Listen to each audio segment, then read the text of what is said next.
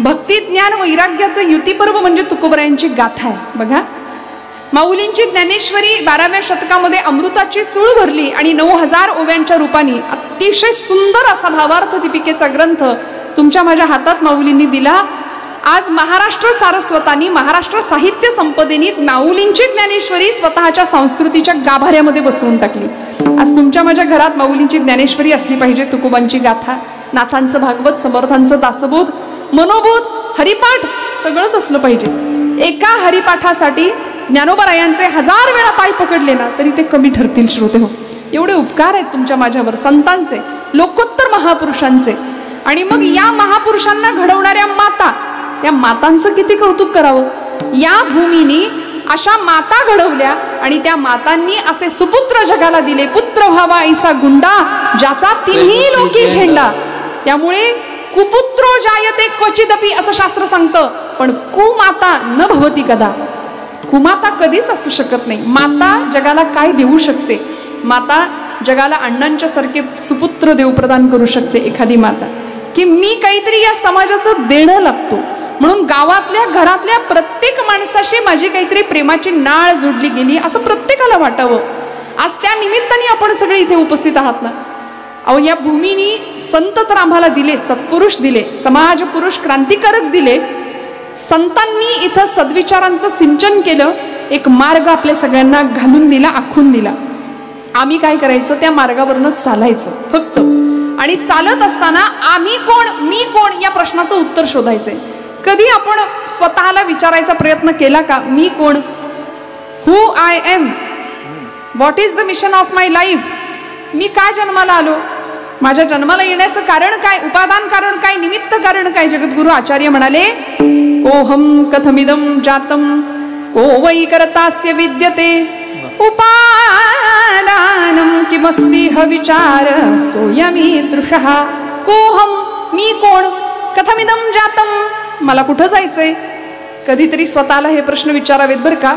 तुम्ही म्हणाल मी कोण? अमुक अमुक अमुक माझं नाव. अहो, पण ते देहाला दिलेलं नाव झालं.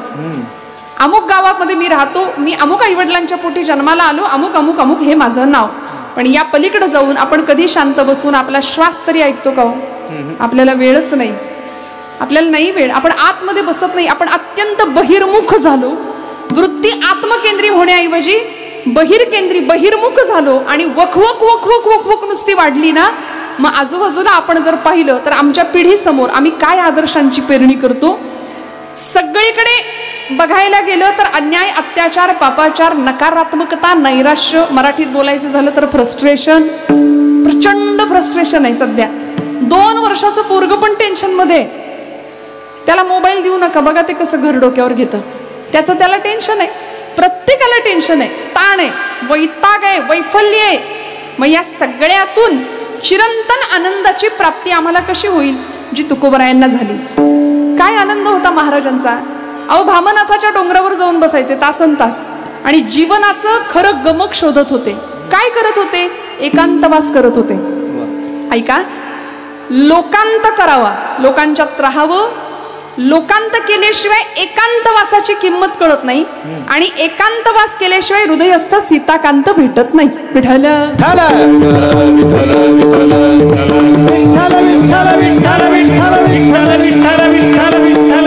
त्यामुळे भगवंताला जर प्राप्त करायचं असेल ना तर एकांतात जावं. तुकोबराय एकांतवास करायचे, जीवनाचं गमक शोधून काढायचे. मी कोण? ते पूज्य मुरारी बापू आपल्या रामकथेत फार सुंदर सांगतात. ते म्हणतात, कभी खुद को फोन लगा के देखा है, एंगेज टोन सुनाई देगा म्हणाले.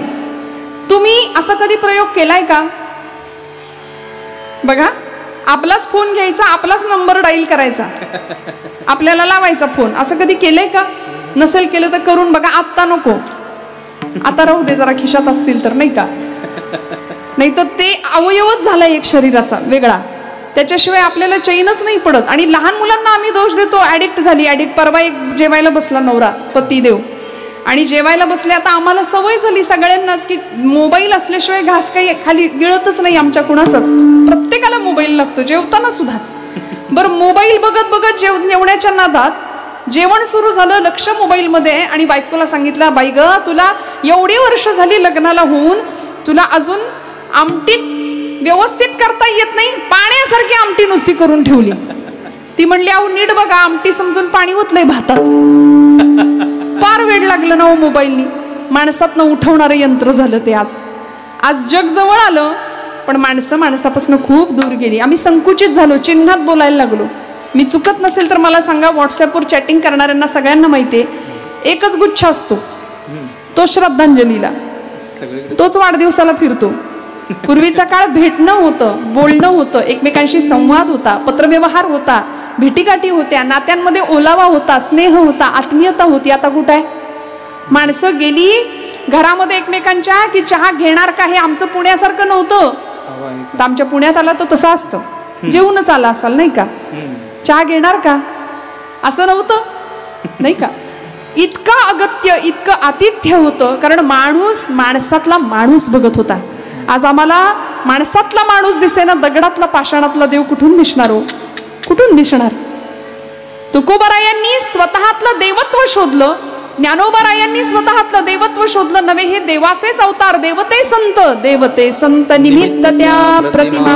देवच आला, संत रूपाने अवतीर्ण झाला प्रत्येक कुळामध्ये, प्रत्येक जातीमध्ये. आणि दुर्दैवाने आज आमचं असं झालं, आम्ही संतांनाच जातीत वाटलं. बघा, ज्ञानोबाराय अमुक एका जातीचे संत, तुकोबाराय अमुक एका जातीचे, सावतामाळी अमुक एका जातीचे, गुरुबा काका अमुक एका जातीचे, सेनानावी अमुक एका जातीचे. अहो असं करता करता संतांना जातीत वाटलं, महापुरुषांना जातीत वाटलं, आणि जातीपातीची राजकारण या मातीत सुरू झाली. दुर्दैवानी संतांना जर जातीत वाटायला लागलो ना आम्ही, तर आम्ही मातीत जाणार, एवढं नक्की आहे, लक्षात ठेवूया. छत्रपती शिवप्रभूंची आज तिथीनुसार जयंती आहे. राजांना सांगावं वाटतं कधीतरी, राजे राजे क्षमा करा, तुम्ही मराठा या शब्दाची जी व्याख्या मांडली ना, त्याचा विपरीत अर्थ आज महाराष्ट्रातल्या लोकांनी घेतलाय. कारण मराठा या शब्दाचा छत्रपतींना अभिप्रेत असलेला अर्थ वेगळा आहे. जो धर्मासाठी लढतो तो मराठा आहे, जो भगव्याखाली लढायला तयार आहे तो मराठा आहे, नव्हे जो भगव्यासाठी धारातीर्थी पडायला तयार आहे तो मराठा आहे. कशाला म्हणायचं मराठा? मराठी शब्दाची व्याख्याच छत्रपतींनी, मराठा ती तुका मिळवावा, महाराष्ट्र धर्म वाढवावा, समर्थ रामदास स्वामी म्हणायचे छत्रपतींच्या बद्दल. त्यामुळे मराठा म्हणजे मावळा या अर्थाने तुकोबराय किंवा छत्रपती शब्द वापरायचे. आणि मराठा लोक किंवा मावळे हे 18 पगड जातीचे होते, कुणा एका विशिष्ट जातीचे नव्हते हो. 18 पगड जातीचा संबंध मराठा वर्ग मावळा म्हणून छत्रपतींनी गोळा केला. आणि जीवाला जीव देणारी ही माणसं एकत्र आली, मानवी जीवनाचं इतिक कर्तव्यता पूर्ण केली. मी कोण हा प्रश्न सार्थकी लावला आणि जीवनाचं अत्यंत सुंदर असं मंगलमय स्वरूपामध्ये कल्याण करून घेतलं. आज तुम्ही आम्ही स्वतःला प्रश्न विचारूया की मी इथे का आलोय? दुर्लभात दुर्लभ असलेला मनुष्य देह मला प्राप्त झालाय, माणूस म्हणून मी जन्माला आलो ना, मग माणसासारखं वागत का नाही? बहिणाबाईंनी फार सुंदर, अलीकडच्या बहिणाबाई चौधरी आमच्या कवयित्री खानदेशातल्या, त्यांनी प्रश्न विचारला समाज मानसाला, अरे मानसा मानसा कधी होशील माणूस? माणूस माणूस म्हणून जन्माला आला पण माणसासारखा वागायला तयार नाही. परवा आळंदीमध्ये एकाने मला विचारलं, ताई या दगडामध्ये खरंच आतमध्ये माऊली आहेत का? म्हटलं बाबा मला तर खरं रागच आला होता त्याचा, पण म्हटलं इथे माऊली आहेत, फक्त डोकं टेकवणारा दगड नसावा म्हणजे मिळवलं. आज आम्ही दगडाच्या आणि पाषाणाच्या हृदयाची माणसं झालो. आम्हाला माणसातला माणूस दिसेना, दगडातला देव कधी दिसायचा? नामदेवरायांच्या समोर पांडुरंग परमात्मा येत होते, नामदेवराय रडत होते देवासाठी. आपण नाही रडत, कारण मनुष्यत्व, मुमुक्षुत्व आणि महापुरुष संश्रय हे 3 दुर्लभ गोष्टी, दुर्लभातल्या दुर्लभ आहेत, त्या आम्हाला प्राप्त झाल्यात. आम्ही उत्तम संघामध्ये राहतो, मोक्षाची इच्छा आम्हाला असते आणि आम्ही माणूस म्हणून जन्माला आलो ना. मग आता इथं आलेल्या प्रत्येकाने आपलं हित साधायचंय. तुकोबरायांनी ते हित साधलं. काय केलं महाराजांनी? कुठे गेले? प्रपंच केलाच, पण वेळ आली तर प्रपंचाला बाजूला सोडलं आणि भामनाथाच्या डोंगरावर जावं, गाथेची निर्मिती करावी. कधीतरी जिजाई आईसाहेबांनी विचारावं, धनी अहो कुठं निघालायसा? तुकोबराय म्हणायचे, अगं आवले पंढरपूरची वारी पंढरीला निघालो, अगं आवले आळंदीची वारी आळंदीला निघालो, अगं आवले भामचंद्राच्या डोंगरावर चाललो. 15-15 दिवस भामनाथाच्या डोंगरावर जावं तुकोबरायांनी आणि तिथं काय करावं हो? वृक्षवल्ली आम्हा सोय रे वनचरे वृक्षवल्ली, आम्हा सोय रे वनचरे पक्षी सुस्वरे आळविते वृक्षवल्ली, आम्हा सोय रे वनचरे वृक्षवल्ली, आम्हा सोय रे वनचरे. काय करत होते महाराज? एकांत बास. तुका म्हणे होय मनाशी संवाद, तुका म्हणे होय मनाशी संवाद, आपुलाची वाद आपणासी वृक्षवल्ली, आम्हा सोय रे वनचरे. म्हणून जगाकडे बघण्याची एक व्यापक दृष्टी प्राप्त झाली. हे माझं ते माझं नवे संसार सगळा माझा आहे, अवघाची संसार सुखाचा आनंदे भरीन तिन्ही. आमचं असं असतं मी माझं माझ्या पुरतच, चार भिंतींच्या माझं आतलं जे घर आहे तेच माझं विश्व. पण ज्ञानोबरायांना विचारावं, माऊली तुम्ही कुठे काही 1 एकर 2 एकर 4 एकर जागा घेऊन ठेवली का हो? कुठे 4 गुंठे जमीन तर घेऊन ठेवली का हो? एखादा 4 BHK 3 BHK 2 BHK फ्लॅट बांधला का हो? घेतला का हो?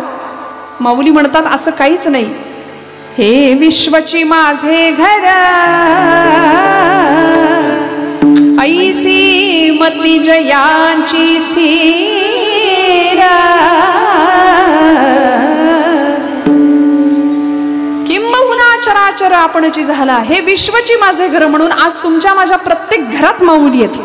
आणि महाराष्ट्रापासून ज्याच्या घरात ज्ञानोबराय नाही ना, तो मराठी म्हणून घेऊच शकत नाही स्वतःला.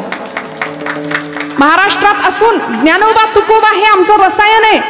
छत्रपती शिवाजी छत्रपती संभाजी हे आमच्या जगण्याचे प्रेरणा मंत्र आहेत. आम्ही नाही जगू शकत त्यांच्याशिवाय. कारण आज तुमच्या माझ्या कपाळावरचं कुंकू सुरक्षित आहे ते या जगाच्या बापामुळे, छत्रपती शिवाजी महाराजांच्यामुळे. आज देवळातला देव सुरक्षित आहे, वेदशाळेतला वेद सुरक्षित आहे, स्त्रीचं शील, तरुणांचा पराक्रम, वृद्धांचं जीवन सगळं सुरक्षित आहे ते छत्रपतींच्यामुळे, ते ज्ञानोबांच्यामुळे, ते तुकोबांच्यामुळे. एवढा मोठा वारसा आम्हाला मिळाला. आम्ही किती भाग्यवान समजलं पाहिजे बघा. आणि आज परिणाम असा झाला, आर्य सनातन वैदिक हिंदू धर्म असं आपल्या धर्माला म्हटलं जातं. तो नुसता हिंदू धर्म नाही, तो सनातन धर्म आहे. आणि त्या धर्मावर अनेकांनी प्रहार केले बरं का, अनेकांनी. आपल्याला फक्त मुघलांचं आक्रमण आठवतं, पण मुघलांच्या आधी शक आले, हून आले. आता इतिहासात आमची पोरं बघतात, म्हणजे मराठी मीडियम असेल तर त्यांना ते कळतं. आता इंग्लिश मीडियमनी पार वाटोळं करून टाकलं. इंग्लिश मीडियमला घालू नका असं माझं अजिबात म्हणणं नाही बरं का. कॉन्व्हेंट संस्कृतीला विरोध आहे, पण इंग्लिश माध्यम असावं, आलंच पाहिजे. जगाची भाषा आहे ती, उत्तम इंग्रजी बोलता आलं पाहिजे आमच्या लेकरांना. पण आमचं मूळ हरवतंय त्या नादात, त्याचं काय करायचं? आमची मूळ संस्कृती आम्ही हरवतोय, त्याचं काय करायचं? आमच्या मुलांना इतिहासात सांगतात फ्रेंच राज्यक्रांती पोरं शिकतात, कुठल्या तरी फुटकळ राज्यक्रांत्या शिकून आम्हाला काय करायचंय? छत्रपतींचा इतिहास आधीच्या पुस्तकामध्ये होता बघा, पाठ्यपुस्तकामध्ये अनेकांना आठवत असेल. सगळा इतिहास छत्रपतींचा होता, तो काढून टाकला. रशियन राज्यक्रांती, फ्रेंच राज्यक्रांती, काय करायचं? अनेक आक्रमक आले, हून आले, शक आले, त्याच्यानंतर मुघलांची आक्रमणं झाली, गझनीच्या स्वाऱ्या आपल्या सगळ्यांना माहिती आहेत. ही सगळी मंडळी आली आणि मग इंग्रजांचं आक्रमण झालं. इंग्रज आले, 150 वर्ष भारतामध्ये राहिले. इंग्रजांना राज्य करणं इथं सोपं नव्हतं, कारण इथली गुरुकुल पद्धती प्रचंड बळकट होती, इथले संस्कार प्रचंड बळकट होते. आणि इंग्रजांच्या या आक्रमणामध्ये हळूहळू व्यापाराच्या निमित्ताने आलेले इंग्रजांनी विचार केला. लॉर्ड मेकॉले नावाचा त्यांचा एक शिक्षण तज्ज्ञ होता, त्यांनी विचार केला की इथली शिक्षण पद्धती आपल्याला पहिल्यांदा बदलली पाहिजे. म्हणून त्यांनी गुरुकुल पद्धत बंद करून कॉन्व्हेंट संस्कृती किंवा कॉन्व्हेंट शिक्षण सुरू केलं. त्याचा परिणाम असा झाला की आम्ही आमची श्रीमंती लक्षात घ्यायला तयार नाही. आम्ही परक्यांचे गोडवे गाण्यात आम्हाला धन्यता वाटायला लागली. आमच्यापेक्षा पाश्चिमात्य मंडळी श्रेष्ठ असं आम्हाला वाटायला लागलं. पण आज परिस्थिती अशी आहे, आजची परिस्थिती अशी आहे की पाश्चिमात्य लोक, परकी मंडळी भगवद्गीतेचा अभ्यास करतायत, छत्रपती शिवप्रभूंच्या चरित्राचा अभ्यास अमेरिकेतल्या विद्यापीठात पोरं करतायत. आणि आम्ही इंग्रज मानसिक शांततेसाठी भारताच्या समोर हात जोडतोय, गुडघे टेकतोय, मान झुकवतोय. पण आम्ही मात्र पाश्चिमात्य सभ्यतेच्या नावाखाली प्रचंड सोफिस्टिकेटेड राहण्याच्या नादात स्वतःचं सत्व, स्वतःचं मूळ, स्वतःचे संस्कार आणि स्वतःची श्रीमंती विसरत चाललो की काय, याचा गांभीर्याने विचार करण्याची वेळ आली. कारण आमचे पूर्वज आम्ही कुणाचे वारसदार आहोत याचा आम्हाला विसर पडला. याचंच कारण आमच्या हिताचा विचार आमच्या ठिकाणी नाहीये. आमचं हित नेमकं कशात आहे हे आम्हाला कळावं. ही संतांची कायम तळमळ होती आणि तो हिताचा विचार तुमच्या माझ्या ठिकाणी जागृत व्हावा याकरता तुकोबराई सांगतात अभंगाच्या पहिल्या चरणात, आपुलिया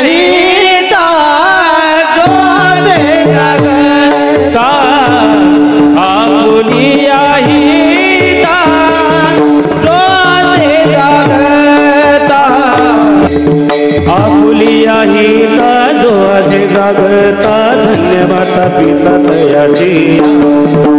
आपुलिया हिता धन्य माता पिता तयाची. कोई कन्या पुत्र होती दे जाती, कोई कन्या पुत्र होती दे जाती. आपुलिया हिता जो असे जागता धन्य माता पिता तयाची. आपुलिया हिता जो असे जागता धन्य माता पिता तयाची.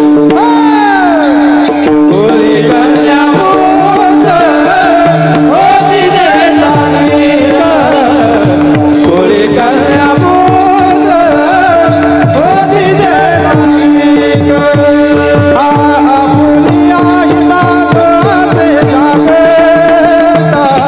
धन्य माता पिता तयाची, धन्य माता पिता तयाची, धन्य माता पिता तयाची.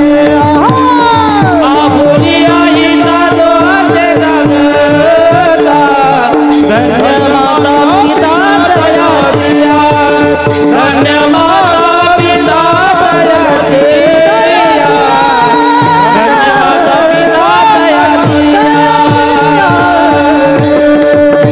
तयाची. आपुलिया हिता जो असे जागता धन्य माता पिता तयांची. तुकोबरायांनी सांगितलं स्वतःच्या आपल्या हितासाठी जो जागताय ना, जो कायम जागताय, जागृत आहे, त्याला नाही धन्यवाद, त्याला तर दिलेच, पण त्याच्या माता पित्यांना तुकोबराई धन्यता देतात. धन्य माता पिता तयांची. कारण स्वतःच्या हिताच्या ठिकाणी जागं राहावं असं प्रत्येकाला वाटावं. तुम्ही म्हणाल ताई आम्ही जागेच आहे, आम्ही कुठं झोपलोय. बरं, तुम्ही शरीराच्या झोपेबद्दल बोलता आहात आणि संतांनी मनाच्या झोपेबद्दल विचार केला. दिवसेंदिवस वर्षानुवर्ष आमच्या मनाला आलेली मरगळ, म्हणून तर आक्रमक येत होते, लुटारू येत होते, इथलं सगळं लुटून नेत होते. का बरं?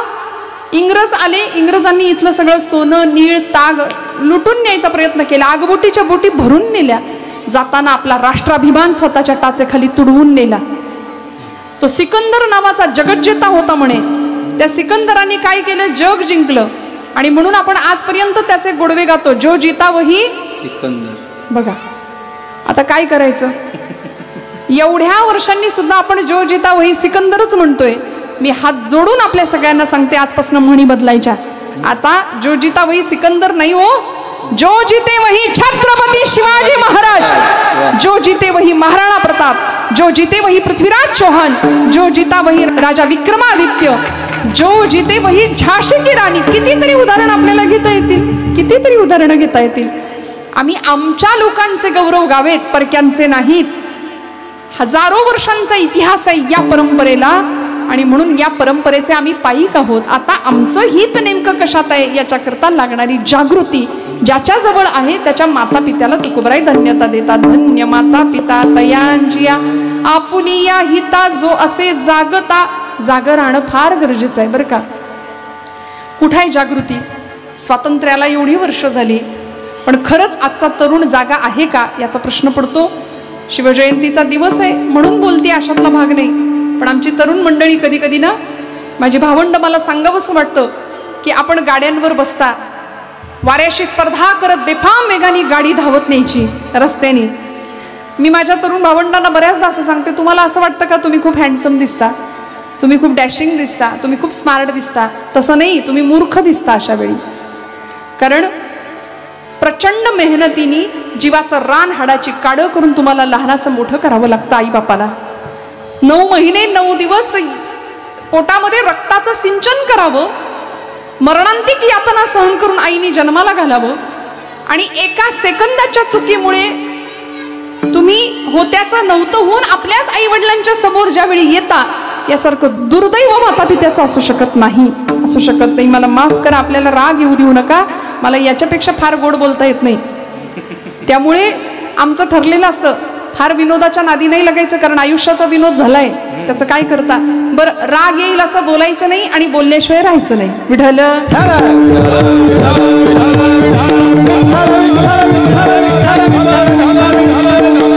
आपल्या सगळ्या मंडळींना एक खरी गोष्ट सांगू का, की महाराष्ट्रात लाखो कीर्तनकार आहेत, आज लाखो कीर्तनकार आहेत.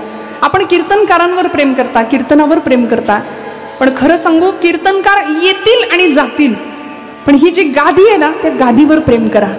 ती गादी नामदेव महाराजांची आहे, ती गादी देवर्षी नारदांची आहे. अनादी काळाची परंपरा या गादीला, या गादीने अनेक लोक घडवले, या गादीने अनेकांच्या मनामध्ये संजीवनी पेरली, सद्विचारांची, अध्यात्माची. त्यामुळे कीर्तनकार हा सर्वज्ञ कधीच नसतो. कीर्तनकार हा पोस्टमन आहे. ज्ञानोबांचं आणि तुकोबांचं पत्र घेऊन आम्ही आलो तुमच्या समोर, बस. ज्ञानोबा काय म्हणतात, मी तो हमाल भारवाही, तुकोबाराय सांगतात ना, अहो आम्ही हमाल आहे, आम्ही फक्त ज्ञानोबांचं तुकोबांचं इथपर्यंत घेऊन तुमच्या समोर मांडण्याकरता आलो. म्हणून कीर्तनकार जे सांगतात ते सगळंच खरं. हा, आता करायचं की नाही कीर्तन पुढचं? असतं ना, खरं असतं ना, चुकीचं काहीच नसतो. चुकीचं का सांगू या गादीवरनं? पण आमची मनगट आणि मेंदू बळकट करण्याचं काम संत वाङ्मयाने केलंय. मी हात जोडून सांगते, आपल्या लेकरांना कीर्तनाला घेऊन येत जा, काळाची खूप मोठी गरज आहे. म्हणून मला नेहमी आनंद वाटतो, तरुण मंडळी कीर्तनात असतील ना, मला आनंद वाटतो. कारण हित ज्याला कळलं ना, तो इथं येऊन बसेल. ज्याला आपलं हित कळलं, ज्याला हिताचा काहीच विचार नाही, त्याची ही आताची वेळ दुसऱ्याच ठिकाणी असते, नाही का? कशाला त्याच्याविषयी आपण बोलायचं? स्वामी विवेकानंदांनी तरुणाईचे 3 तकार सांगितलेत बरं का, ऐका.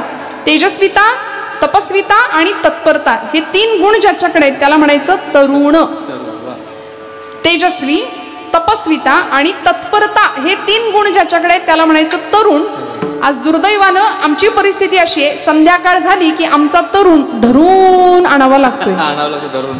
परिस्थिती आहे आज, इतकी शोकांतिक आहे, औदासीन्य आहे समाजामध्ये, भरकटलेपण आहे, भ्रांत चित्तावस्था आहे. मग याकरता महापुरुषांची चरित्र ऐकायची. ज्यांना कळलं आपलं हित कशात आहे ना, ती मंडळी घडली, त्या मातांनी त्यांना घडवलं आणि समाजासाठी देण्याचा एक कित्ता समाजासाठी. म्हणून लोकनेते उगीच नाहीत घडत, लोकांना प्रिय असावं असं वर्तन ज्यावेळी आपल्याकडून घडतं त्यावेळी आपण लोकनेते या पदावर पोहोचतो. आणि अशा एका लोकनेत्यासाठी आज आपण उपस्थित आहात ना, त्यांच्यासाठी, त्यांच्या पुण्यस्मरणासाठी आपण इथं उपस्थित आहात ना.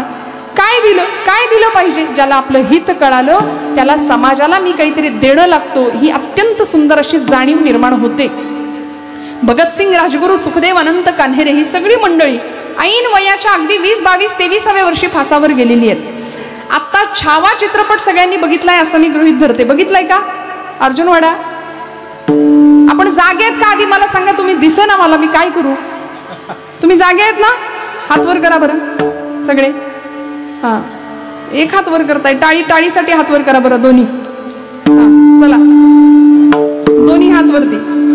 रंग रंग पांडुरंग रंग विठ्ठला, रंग विठ्ठला, बोला.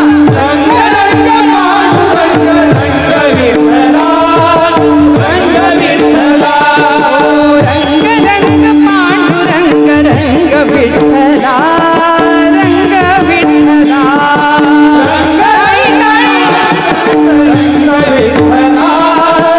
रंग विठ्ठला. रुक्मिणी निवास पंढरीनाथ, भक्ती रंग विठ्ठला,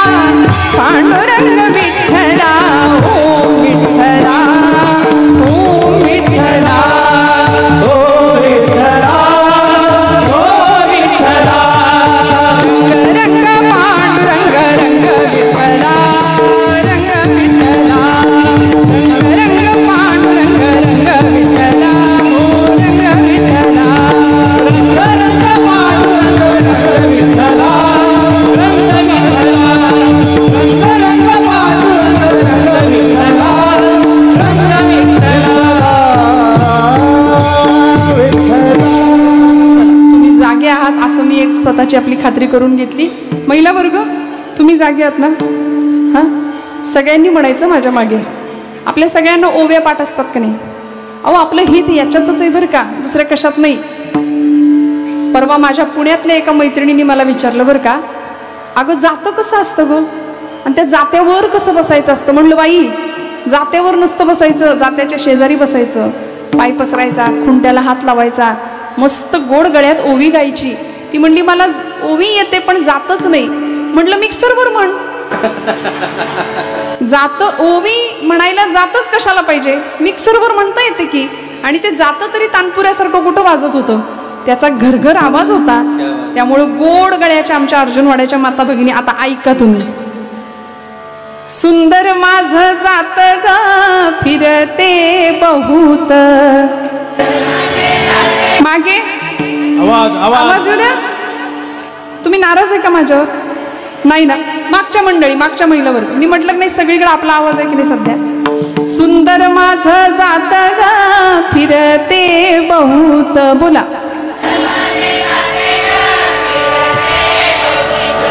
ओव्या गाऊ कौतुके तू ये रे बा विठ्ठला. आवाज मागे मागे. ओव्या गाऊ कौतुके तू ये रे बा विठ्ठला. क्या बात है, ऐका ऐका. ये रे बा विठ्ठला. मागच्या महिला म्हणत नाहीत बरं का. ये रे बा विठ्ठला. चला. ये रे बा विठ्ठला तू ये रे बा विठ्ठला. ये रे बा विठ्ठला तू ये रे बा विठ्ठला.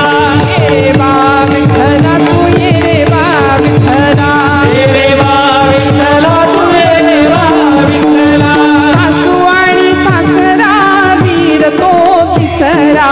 सासू आणि सासरा वीर तो तिसरा. ओव्या गाऊ भतारा तू ये रे बा विठ्ठला. ओव्या गाऊ भतारा तू ये रे बा विठ्ठला. ये रे बा विठ्ठला. ये रे बा विठ्ठला. ओ ये रे बा विठ्ठला. ये रे बा विठ्ठला. ये रे बा विठ्ठला तू ये रे बा विठ्ठला. ये रे बा विठ्ठला तू ये रे बा विठ्ठला. ये रे बा विठ्ठला तू ये रे बा विठ्ठला. बघा ना, ही आमची लेकरं असा आनंद घेत आहेत. हा आनंद वरातीत मिळतो का? डीजेत मिळतो का? नाचून मिरवणुकीत? काय दुर्दैव आहे महाराष्ट्राचं.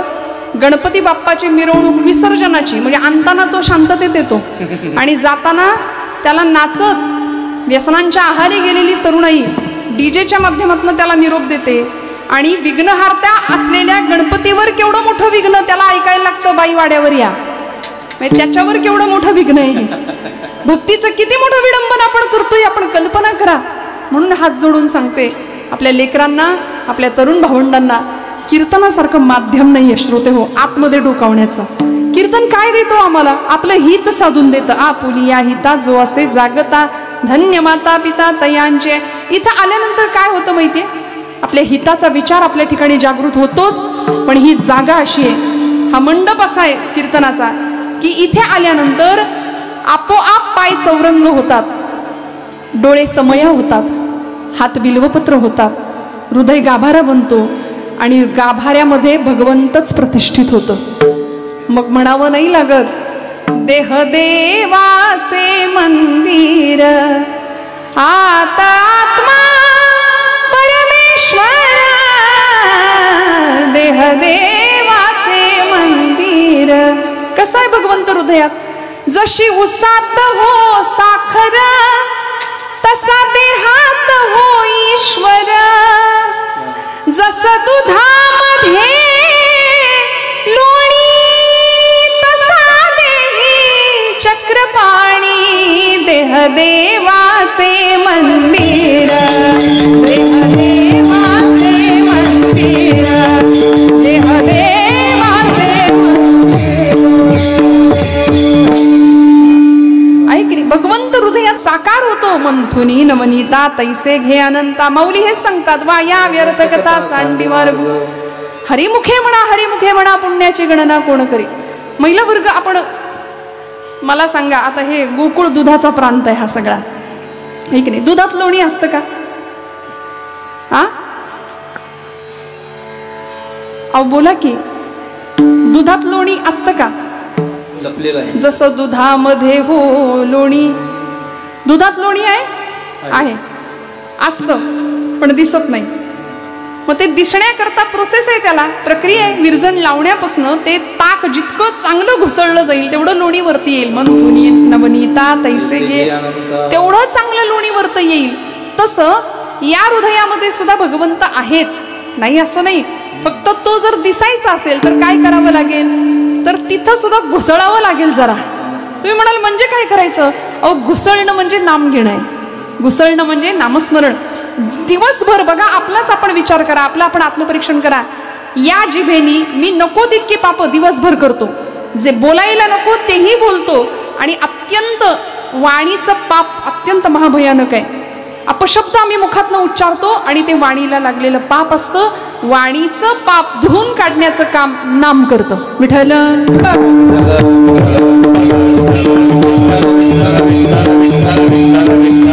त्यामुळे मुखात भगवंताचं अखंड नाम असलं पाहिजे, अखंड नाम असलं पाहिजे. आणि मग अशी सुंदर आमची जर आचारसंहिता झाली ना, भगवंत हृदयामध्ये आमच्या साकार होणार आहे. हृदयातला चक्रपाणी जर दिसायचं असेल तर तिथं घुसळावं लागेल. आणि घुसळणं म्हणजे भजनच आहे. फिजिक्सचा, भौतिकशास्त्राचा एक सिद्धांत आहे. एनर्जी ज्यावेळी एकत्र येते, सघन होते, त्यावेळी ती जास्त पॉवर देते, जास्त शक्ती देते, कार्यप्रवण होते. कुठली ऊर्जा बघा ना. म्हणून तर पाणी एकत्र केलं, पाण्यावर वीज. वारा एकत्र केला, वाऱ्याच्या माध्यमातून वीज निर्माण झाली. ऊर्जा एकत्र आली की ती जास्त ताकद देते, जास्त पॉवर देते ना. तसं आपल्यामध्ये सुद्धा भगवंतांनी असंख्य प्रकारची ऊर्जा भरून आपल्याला पाठवलंय, पण आपल्याला माहितीच नाही आपल्याकडे काय आहे. आम्ही कुणाच्या घेण्यात नाही, कुणाच्या देण्यात नाही. माझं माझं माझं घर, माझी पोरं, माझं, एवढ्या पुरतच आम्ही आहे. म्हणून मी म्हटलं, माऊलींनी जगाचा प्रपंच केला, तुकोबरायांनी जगाचा प्रपंच केला. आम्ही फक्त आमच्या पुरतं अहंता आणि ममता यामध्ये इतके अडकलो. आपण असे बांधावर उभे राहतो बरं का आपल्याच, आणि येणाऱ्या पाहुण्याला म्हणतो, ते झाड दिसतंय का, तो डोंगर, तिथपर्यंत सगळं. अहो ती धरणी माता आपल्यावर हसते. ती म्हणते, याचा आजा सुद्धा हेच म्हणायचा, आजा मेला, आजा मेला, पंजा मेला,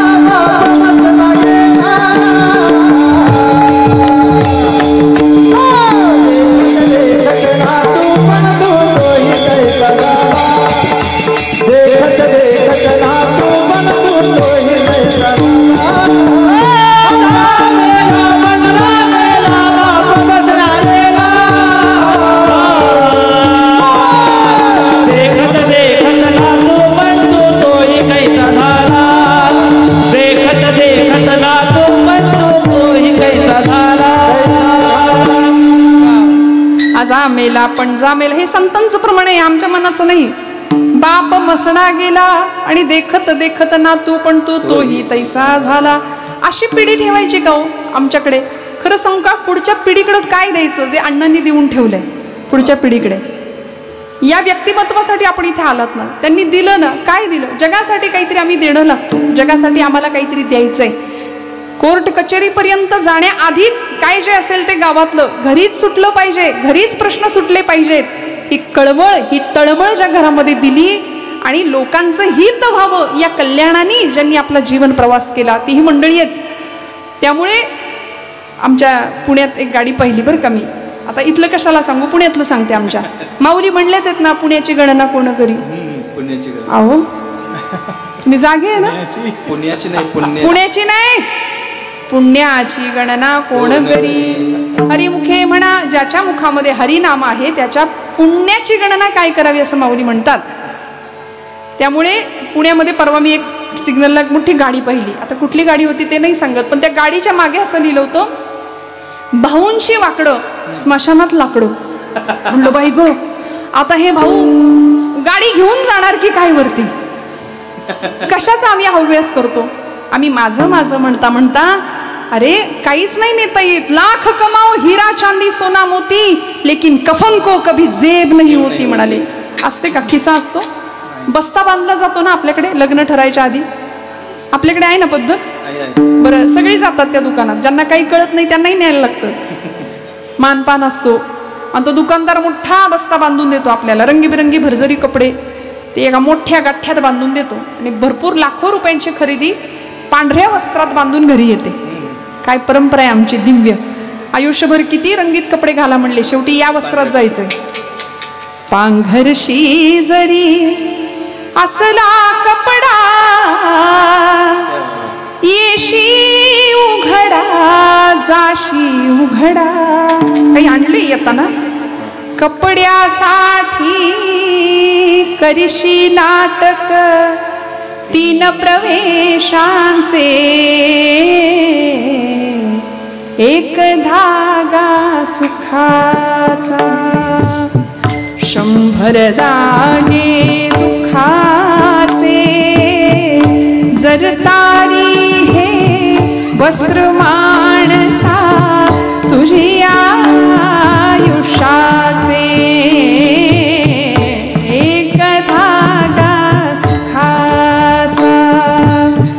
या वस्त्रात विणतो कोण, एक सारखे नसती दोन.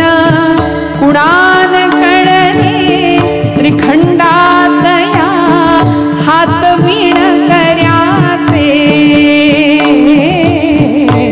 एक धागा सुखा. ऐकली? आयुष्यामध्ये सुखाचं नाणं उचलायला जा की दुःखाचा काटा आपोआप येतो त्याच्या मागे.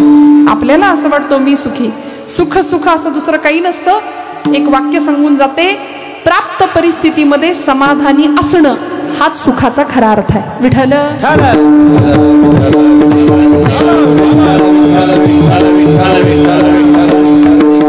समाधानी कोण? ज्याला आपलं हित कळलं तो समाधानी आहे.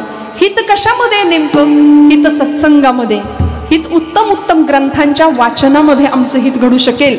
मी परवा एका 10वी पास झालेल्या पोराला विचारलं, बाबा रे तू काही चांगलं वाचतोस का रे? तो म्हणला, ताई वेळ कुठे आहे माझ्याकडं? अहो मला वेळ नाही, हे जगातलं सगळ्यात खोटं वाक्य आहे. खरं सांगा, आहे की नाही? मला वेळ, कीर्तनाला येत आहे का? वेळच नाही हो, मूडच नाही. आज बसलेलं उठवत नाही, उठलेलं बसवत नाही. कुठल्याही गोष्टीमध्ये वेळ नसणं किती लागतं. या 8 प्रहरा माझारी, मोटके निमिष घरी, तरी गा ऐसे करी. या 8 प्रहरा माझारी, मोटके निमिष भरी, दे तुझाच. मौली म्हणतात किती द्यायचे 8 प्रहरांमध्ये? निमिष, एवढूसा एक क्षण भगवंतासाठी द्यायचा आहे. काही नाही लागत, काही नाही. तुम्हाला खरं सांगू का, ज्यांच्यासाठी आपण करतो ना ती मंडळी केलं म्हणत नाहीत. प्रपंचासाठी कितीही करा, केलं म्हणत. मुलासाठी करा, नातवंडासाठी करा. परवा एक आजोबा मला भेटले, 70च्या आसपास वय असेल, पण अत्यंत नैराशा होती चेहऱ्यावर. मला राहवलं नाही, मी विचारलं, म्हणलं बाबा काय झालंय, का बरं एवढं टेन्शन आहे? आता इतकं कमवून ठेवलंय तुम्ही, 7 पिढ्या बसून खातील एवढं तुमच्याकडे इस्टेट कमवलेली आहे, मग तुम्ही नाराज का? घ्या आता जपमाळ हातात, मस्त भजन करा, छान स्वतःकडे बघा जरा. ते म्हणले, अगं भरपूर चिंता आहे. म्हटलं कसली नेमकी चिंता आहे?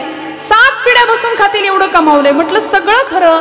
त्यांनी मला सांगितलं 7 पिढ्या बसून खातील एवढं मी कमावलंय, पण मला चिंता लागली 8वी पिढी काय खाईल माझं. काय आहो, आम्ही कशाची चिंता करतो? नको त्या गोष्टींच्या. त्यामुळे चिंता चितेकडे घेऊन चालली आणि चिंतन चैतन्याकडे घेऊन चाललंय. विठ्ठल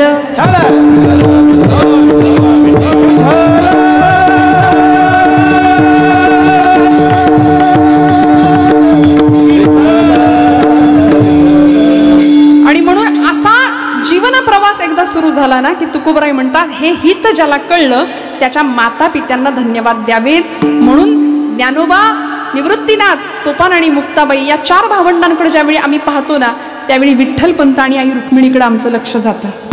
किती मोठा त्याग आहे. मुलांना उत्तम जगता यावं याकरता देहांत प्रायश्चित्त घेतलं ना, घेतलं. इंद्रायणीच्या डोहामध्ये रातोरात दोघांनी उड्या टाकल्या. सकाळी उजाडताच मुक्ताई 4 वर्षाची पोर होती, केस भुरभुरते होते आणि निवृत्ती दादाला सांगते, दादा दादा माझी आई कुठे आहे रे म्हणून बाहेर आली.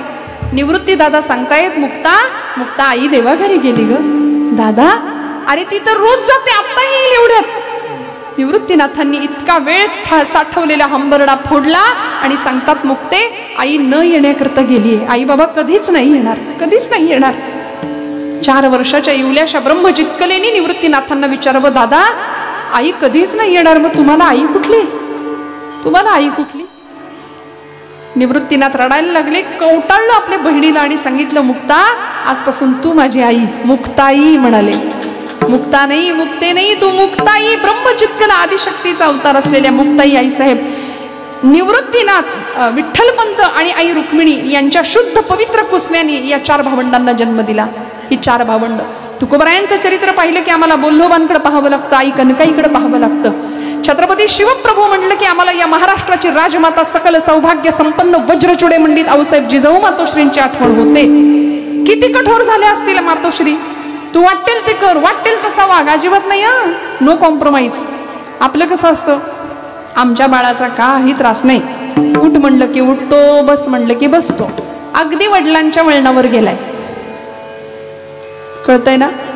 हा, म्हणजे त्यांनाही तशी सूचना दिली की तेही तशीच करतात. उसको हिंदी में गोबर गणेश कहते हैं, जहां बिठाओ वही बैठे. अहो, मुलगा असा पराक्रमी पाहिजे. आपल्याला वाटतं शिवाजी संभाजी शेजारच्या घरात यावेत, आपल्या घरात नको.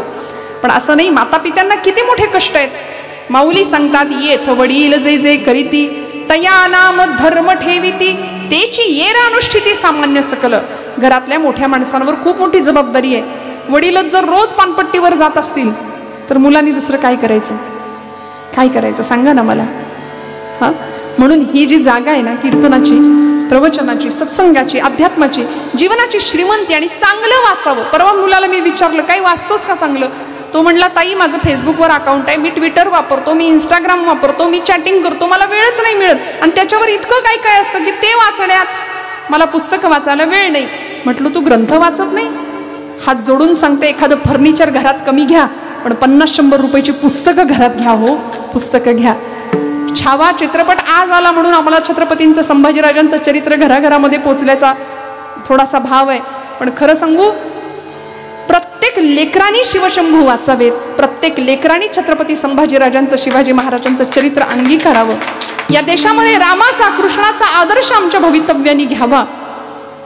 त्याला म्हटलं, तू वाचत नाही. तो म्हणला, नाही वाचत. म्हटलं, आता तू वाचत नाही.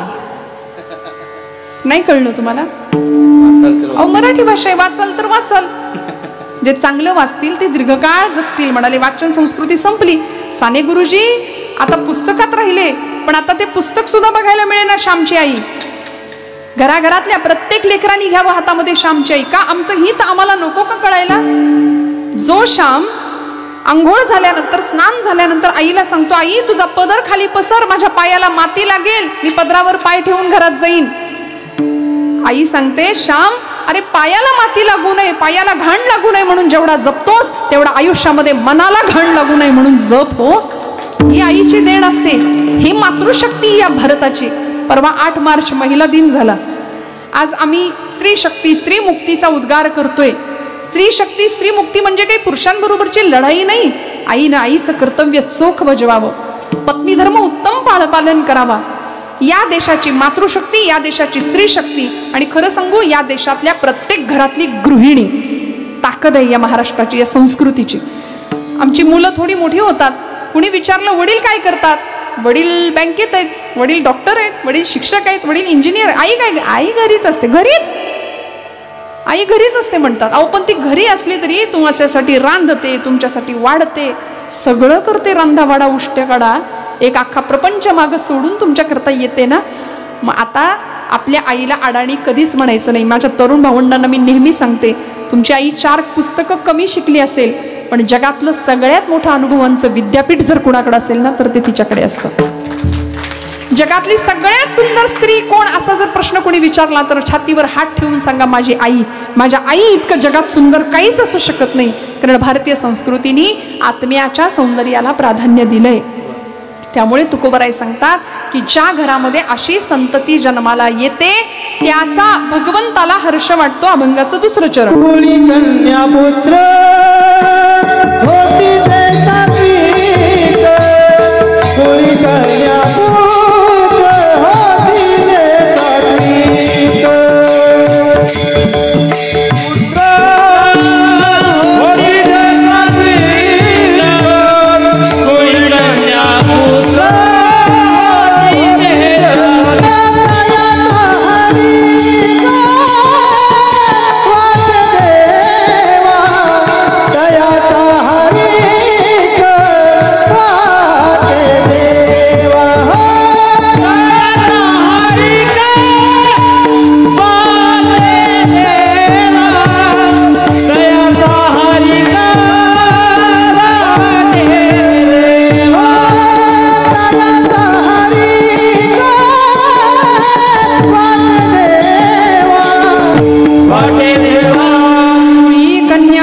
होती जे सात्विक तयाचा हरिख वाटे देवा.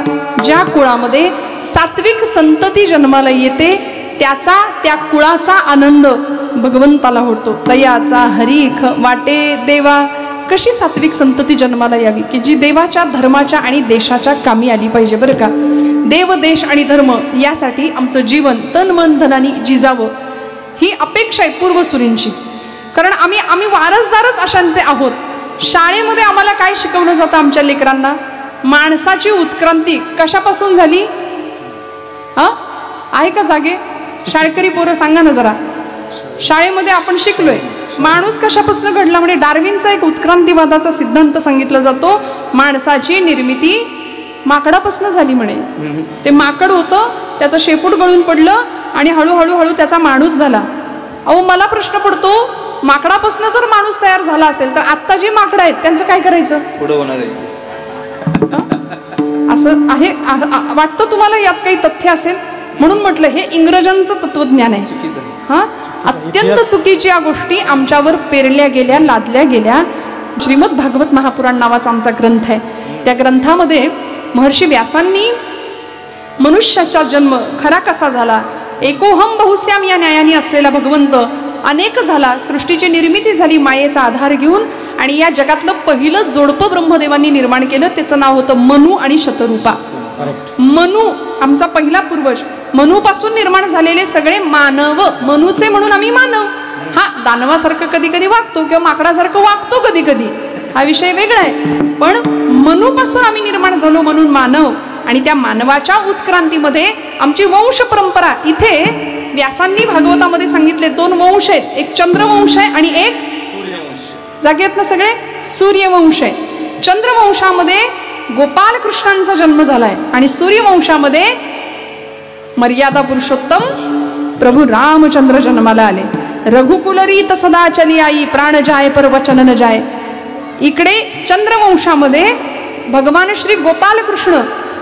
या चंद्रवंशामध्ये यादव नावाचं आडनाव बघा, म्हणून गोपाल कृष्णांचं आडनाव काय? मागे जागेत सगळे गोपाल कृष्णांचं आडनाव यादव. आणि इकडे सूर्यवंशामध्ये प्रभू रामचंद्र जन्माला आलेत. म्हणजे आता यादवांचा का उल्लेख करायचा? कारण गोपाल कृष्ण यादवच होते पण त्यांनी गाईला चारा घातला. पुढचं बोलायलाच पाहिजे का तुम्हाला? तुम्ही जागे आहात ना? नंतरचे यादव आले त्यांनी गाईचा चारा आपण खाऊन टाकला. पण या कृष्णाने गाईला चारा घातला म्हणून ते यादव महत्वाचे. त्या कृष्ण वंशामध्ये आणि त्या चंद्रवंशामध्ये यादवांचेच पुढच्या काळामध्ये झाले जाधव. जाधवांच्या घराण्यामध्ये सिंदखेड राजाचे लखोजीराजे जाधव आणि म्हाळसाबाई यांच्या पोटी या स्वराज्याची राजमाता वज्रचुडे मंडित आऊसाहेब जिजाऊ मातोश्री जन्म घेतात जाधवांच्या घराण्यात. आणि इकडे भोसल्यांच्या घराण्यामध्ये वेरुळच्या कृष्णेश्वराच्या कृपेश्वरवादानी असलेलं ते भोसले घराणं सरदार मालोजीराजे भोसले यांच्या पोटी जन्म घेतात शहाजीराजे भोसले. शहाजीराजे भोसले आणि जिजाऊ मातोश्री म्हणजे जाधव आणि भोसले यांचा विवाह होतो. सूर्यवंश चंद्रवंश एकत्र येतात. जिजाऊ साहेब आणि शहाजीराजांच्या विवाहानंतर चंद्रवंश सूर्यवंश एकत्र येतात तेव्हा या मातीला शककर्ता राजा छत्रपती शिवाजी महाराज प्राप्त होतात. हे आमचे वंशज, आम्ही त्यांचे वारसदार आहोत. आमची उत्क्रांती माकडापासून वगैरे हे पोरांना शाळेपुरतं राहू दे, मार्कांपुरतं. हे कायमचं पोरांच्या मनावर अजिबात नाही बिंबवायचं. मी हात जोडून सांगते, जे खरं आहे ते लेकरांपर्यंत पोहोचवता आलं पाहिजे. गणपती उत्सव आम्ही का करतो? नवरात्र उत्सव आम्ही का करतो? फक्त गरबा खेळणं आणि 9 रंगाचे 9 कपडे काय साड्या घालणं म्हणजे नवरात्र उत्सव नाही. गणपती उत्सवामध्ये पडद्याच्या मागं जोपर्यंत पत्त्याचे डाव रंगणं बंद होत नाही तोपर्यंत गणपतीची विटंबना थांबणार नाही. ही वस्तुस्थिती. आम्ही असे पारावर कट्ट्यावर बसणारी माणसं पाहतो, हातात पत्ते. या देशात क्रांती झाली पाहिजे, याला काही कळत नाही त्याला काही कळत नाही. नुसत्या गप्पा मारणारी, शिळोप्याच्या गप्पा मारणारी माणसं आजूबाजूला भरपूर आहेत. पण आम्ही या समाजाचं, या राष्ट्राचं देणं लागतो. ते देणं कसं दिलं, कुणी दिलं, ऐकूया. एकदा थोडं भजन करा. विठोबा रखुमाई, टाळी टाळी, विठोबा रखुमाई, हा हा हा हा,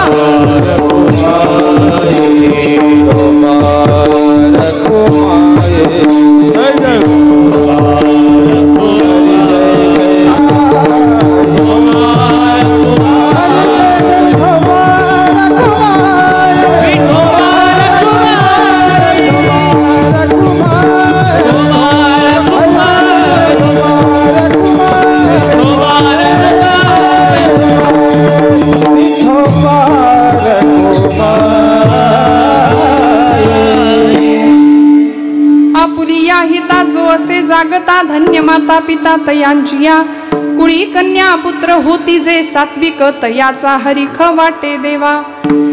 गीता भागवत करीती श्रवण, अखंड चिंतन विठोबाचे, कुळी कन्या पुत्र होती जे सात्विक, तयाचा हरिख वाटे देवा. घरामधली कन्या कशी असली पाहिजे, घरामधल्या मुली कशा असल्या पाहिजेत. अहो, पुरुषांबरोबरची स्पर्धा म्हणजे स्त्री मुक्ती नाहीये. मुलीनी मुलीसारखं, बरं मी बोलले ना तर राग येतो कधी कधी, टिकली लाव म्हटलं की राग येतो मुलीला. हा, हातात एखादी बांगडी घाल, केस चांगले, केसभूषा चांगली ठेव, पैग कपडे चांगले 1.5-2 वर्षाच्या पोरींना जर आम्ही कमी कपडे घातले ना तर ती मुलगी मोठं झाल्यावर अंगभर कपडे घालायला मागत नाही. आईचं फार मोठं काम आहे हे. आज या देशामध्ये असं म्हणावं वाटतं, परवाच एक वाक्य वाचलं महिला दिना दिवशी, अत्यंत वाईट वाटलं. उस समाज में औरत को इज्जत कैसे दी जा सकती है जिस समाज में मर्दों के झगड़े में गालियां माँ बहन की दी जाती है. किती विचित्र, किती वाईट वाटावं.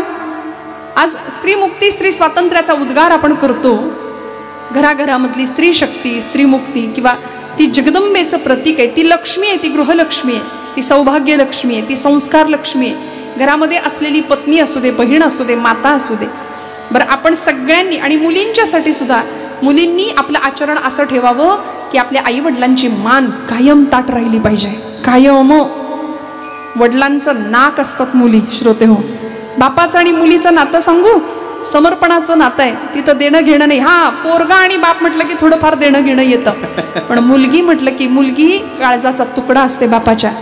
प्रचंड समर्पण असतं. मला सांगा ना माता भगिनींनो, आपलं किती वय झालं तरी लग्नाच्या मांडपामध्ये कन्यादान करताना ढसढसा रडलेला बाप आपण कधी विसरू का हो आपला? नाही विसरणार.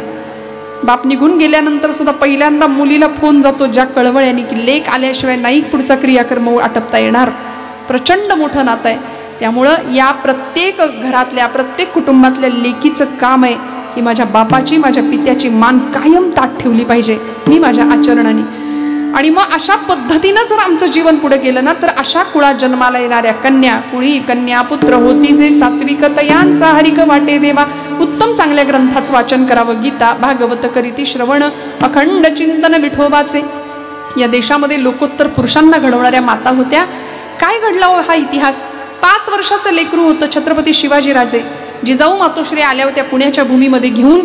सोन्याचा फाळ लावलेल्या नांगरांनी भूमी नांगरून काढली आणि बघता बघता राजे 16 वर्षाचे होईपर्यंत उत्तम संस्कारांचं खत पाणी घालून शस्त्र आणि शास्त्र दोन्ही शास्त्रामध्ये, दोन्ही विषयात पारंगत केलं. आणि छत्रपती शिवाजीराजे 16व्या वर्षी रोहिडेश्वरावर जातात. रायरेश्वराच्या शिवशंभू महादेवाच्या पिंडीसमोर उभे राहतात. 150 मावळ्यांच्या धारोष्ण रक्ताचा अभिषेक शिवशंभू महादेवाच्या पिंडीवर करतात आणि हे राज्य व्हावे ही तो श्रींची इच्छा, ही प्रतिज्ञा करतात. शिवशंभू महादेवाला सांगतात, हे भगवंता, हे भोलेनाथा, आता आमच्या रक्ताचा अभिषेक पहिला आणि शेवटचा, इथून पुढं तुझ्यावरती आम्ही शत्रूचं रक्त सांडू. जटाटवी गलज्जल प्रवाह पावित स्थले गले वलंब्य लंबितांभुजंग तुंग मालिका डमट्टमट्टमट्टमन्निनाद बंडमरवयं चकार चंड तांडवं तनोतु नः शिव शिवं. जटाकटाह संभ्रम प्रमन्निलिम्ब निर्जरी विलोलवीचि वल्लरी विराजमान मूर्धनी धगत धगत धगत वलन्नाट मट्टपावकी किशोर चंद्रशेखरे रति प्रतीक्षणं मम.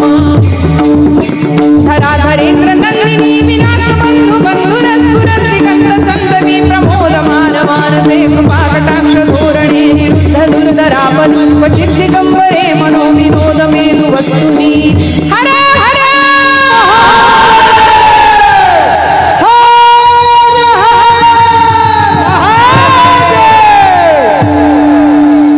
आई राजा उध उध म्हणून तिचा जागर घालावा महाराष्ट्राची कुलस्वामिनी.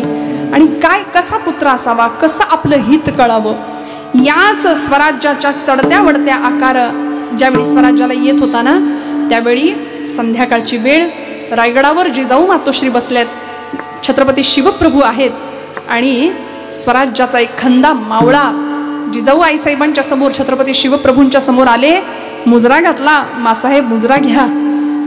आणि आऊसाहेबांनी विचारावं, तान्ह्या तान्ह्या खूप दिवसांनी आलास रे, तुला ओवाळते म्हणाले, औक्षण करते.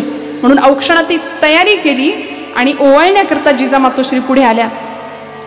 तानाजींना ओवाळलं तानाजी मालुसऱ्यांना जिजाई साहेबांनी आणि ताट खाली ठेवल्याबरोबर तानाजी मालुसरे सांगतायत, आई किती दिवसांनी मी आलो, मला तुम्ही ओवाळलं, मी काय ओवाळणी घालू? काय घालू ओवाळणी राजमाता तू ग महान, काय घालू ओवाळणी राजमाता तू ग महान, काय घालू ओवाळणी राजमाता तू ग महान. शिवा बसला सामोरी ओवाळील प्रेमान, शिवा बसला सामोरी ओवाळील प्रेमान. जिजा मातोश्रींनी तानाजी मालुसऱ्यांना ओवाळलं आणि सांगतात बारीक वाजवा, काय ओवाळणी घालू आई साहेब? जिजा मातोश्री विचारताय, तान्या मागू का? मागेन ते देशील?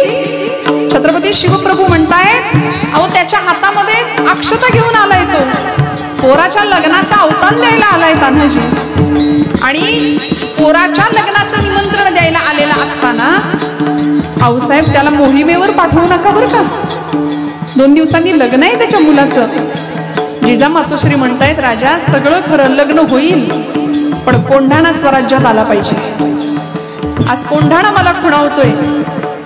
तानाजी मालुसरे सांगतायत, आऊसाहेब फक्त सांगा, तुम्ही सांगाल त्या मोहिमेवर उभा राहतो म्हणाले. ही वाटी ठेवली खाली आणि सांगा काय करू. जिजा मातोश्री म्हणतात, तान्या ओवाळणी द्यायची आहे ना? काय ओवाळणी अवघड, काय ओवाळणी अवघड, अवघड द्यावा कोंढगड, अवघड द्यावा कोंढगड. वै तुझ्या पुढा वाकविल मानवी, वाकविल मानवी, वाकविल मानवी.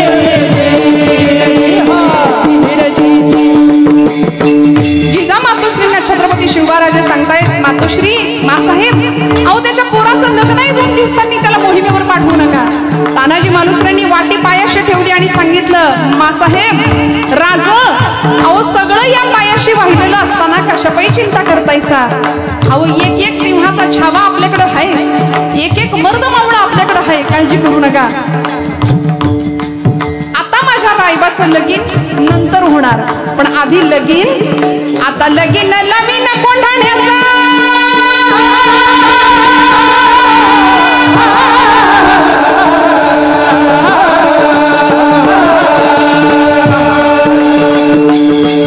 आधी लगीन नवीन कोंढाण्याचं, आधी लगीन नवीन कोंढाण्याचं, मगच रायबाचं ब्रीद हे आमचा वाहिला देह देश कार्याला.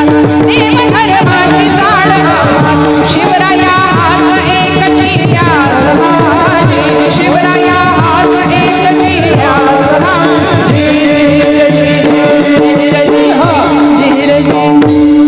छत्रपती श्री शिवाजी महाराज. तो जो जय जयकार आहे तो फक्त तुमचाच येतोय, आपलं काय? हा आपण जागे आहेत का? आवाज आला पाहिजे की नाही? 2 तास आम्ही आपली एनर्जी वापरतो आणि तुम्ही आपली शांत. टाळी सुद्धा काही माणसं असे वाजवतात. आपुलिया हिता जो असे जागता, ते जागतेपणच नाही ना आमच्याकडे. ना कुठलं ध्येय, ना कुठली इच्छा, ना कुठली महत्वाकांक्षा, कायम मरगळलेल्या अवस्थेमध्ये असं चैतन्य असावं प्रत्येकाकडे बरं का. आम्ही देवाचे अंश आहोत, आम्ही महापुरुषांचे वारसदार आहोत. आपलं हित आपल्याला कळावं, खणखणीत नाम घेता आलं पाहिजे, खणखणीत भजन करता आलं पाहिजे. तुकोबाराय सांगतात की अरे असं हित ज्याला कळालं, ज्याच्या मुखामध्ये भगवत चिंतन आहे, जो ग्रंथांची कास धरतो, गीता भागवत करीती श्रवण, ज्याच्या कुळामध्ये सात्विक संतती जन्माला येते. महाराज शेवटच्या चरणामध्ये मला म्हणतात, तुका म्हणे मज घडो त्यांची सेवा, तरी माझ्या दैवा पार नाही. कुळी कन्या पुत्र होती जे सात्विक. महाराज म्हणतात अशांची सेवा मला घडली तर माझ्या दैवाला पारावर उरणार नाही. ही अपेक्षा तुकोबाराय व्यक्त करतात. मला माहिती आहे बरीचशी मंडळी नाही, जवळजवळ सगळी मंडळी 7 वाजता इथं हजर आहेत. आता 10 वाजून पुढे घड्याळ गेले, पण तरी सुद्धा आपण सगळे इतक्या शांततेने आपण उपस्थित आहात. आता इथून पुढे जास्त वेळ घ्यायचा नाही, आपलं कीर्तन संपलेलं आहे. फक्त आम्ही आपल्या पातळीवर काय करू शकतो एक उदाहरण सांगणार आणि की संपलं माझं कीर्तन. एका इमारतीला खूप मोठी आग लागली बरं का, खूप मोठी आग लागली, बनवा पेटला. त्या इमारतीमध्ये बरीचशी माणसं अडकली. काही मंडळी समाज कल्याणाचा ज्यांच्या मनामध्ये विचार असतो, काहीतरी देणं लागतो, काही मंडळी होती इमारतीत अडकलेल्या लोकांना बाहेर काढायला मदत करायला लागली. काही मंडळी त्या इमारतीवर त्या आगीवर पाणी टाकायला लागली. प्रत्येक जण जो तो ज्याच्या त्याच्या कुवतीप्रमाणे जो तो काम करतोय. एक चिमणी होती छोटीशी, ती चिमणी सुद्धा आपल्या चोचीमध्ये पाणी भरायची आणि ती त्या आगीवर जाऊन टाकायची. त्या चिमणी आपल्या चोचीनी आगीवर पाणी टाकते हे पाहिलं एका कावळ्याने. असे अनेक कावळे असतात समाजात नाही का, जे करतंय त्यालाही करू द्यायचं नाही, आपणही काही करायचं नाही. समाज विघातक मंडळी बरीच असतात. त्या कावळ्याने चिमणीला विचारलं, बाई ग खुळी का काय तू, तुझी चोच केवढी, त्या चोचीत पाणी केवढंसं मावणार आणि एवढी मोठी आग तू विझवायला चाललीस, तुझ्या त्या पाण्यात त्या चोचीतल्या पाण्याने आगीचा एक कण तरी विझेल का. ती चिमणी म्हणाली, दादा मला ठाऊक आहे की मी लहान आहे, माझी चोच लहान आहे, माझ्या चोचीत मावणारं पाणी अगदी कमी आहे, माझ्या क्षमतेचा मला अंदाज आहे, पण या घटनेचा भविष्यात ज्यावेळी इतिहास लिहिला जाईल त्यावेळी मला याचा आनंद आहे की माझं नाव आग लावणाऱ्यांच्या यादीत नाही तर आग विझवणाऱ्यांच्या यादीत असेल. आज तुमचं आमचं हे काम आहे. आपल्या पातळीवर आपण जे जे काम चांगलं समाजाकरता करू शकतो, जे जे उत्तम उदात्त उन्नत महन मधुरत येते ते आपल्या पातळीवर केलं जावं. झालेली सेवा भगवंत चरणावर समर्पित करते. बोलत असताना काही वेडवाकडं गेला असेल तर मोठ्या अंतःकरणाने क्षमा करा. सगळ्यांच्या चरणी धन्यवाद देते. अतिशय उत्तम अशी ध्वनी व्यवस्था सांभाळणारे सर्वच प्रतिष्ठित आमचे गायनाचार्य मंडळी, वादक गायक टाळकरी सगळ्यांना नमस्कार करून सेवेला विराम देते. एकदा खणखणीत नाम घ्या, भजन करून थांबायचं. तुकाराम तुकाराम तुकाराम तुकाराम. टाळी टाळी हात वर.